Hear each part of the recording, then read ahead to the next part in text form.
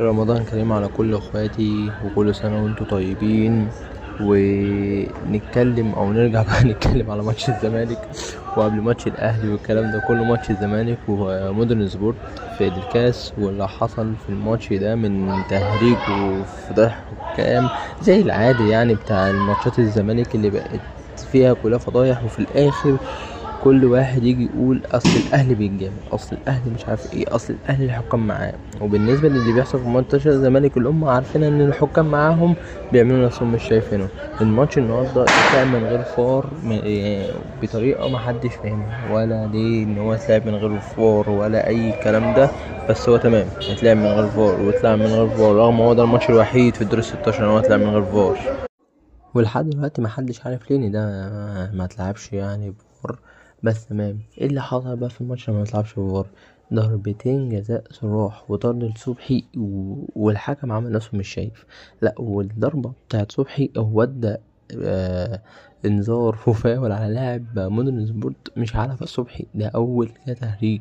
وفي كورة برضو لاعب الزمالك داس على لاعب مودرن سبورت ومفيش اي حاجة وصباح الفل وعدت والكلام ده كله. وفي الاخر يجيب لك الحكام مع الاهلي، الحكام مش عارف ايه، الحكام وحشة على الكل، وحشة بس بتصب في مصلحة كل شوية فريق وشوية شوية. ايه ده، احنا ظلمنا الاهلي المرة دي هنبقى مع الاهلي المرة الجاية، ظلمنا الزمالك المرة دي هنبقى معاه المرة اللي جاية.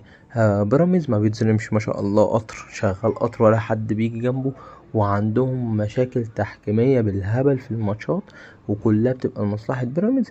بس ما علينا، بس احنا بنشوف في ماتشات الزمالك كتير قوي حاجات تحكيمية، وفي الاخر يقولك مش عارف ايه بتعدي ومش عارف ايه والكلام ده واصل حصل في ماتش الاهلي اصل مش عارف ايه ودي ما اتحسبتش. فضايح تحكيمية حرفيا في ماتشات الزمالك، وفي الاخر كله بيعمل نفسه مش شايفها. وادي الماتش اتلعب وادي الزمالك كسب بالتحكيم وان هو من غير فار وكل الكلام ده قبل ماتش الاهلي. ودلوقتي يوم التلات الجاي هيبقى الاهلي والزمالك.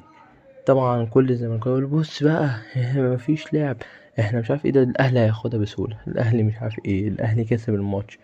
نفس كل الاسطوانه بقالهم 5 ماتشات هيقولوها وبتتقال وكل الكلام ده هيحصل.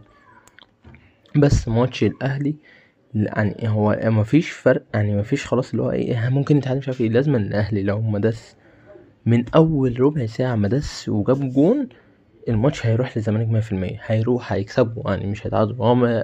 هنقول الزمالك وحش والاهلي اجمد مش عارف ايه، اذا الاهلي وحش الاهلي وحش وبقالنا كذا ماتش بنكسب بالعافيه، وساعات بنكسب في اخر دقيقه، ماتش حرس الحدود وماتش طلائع الجيش بنضيع بالهبل والكور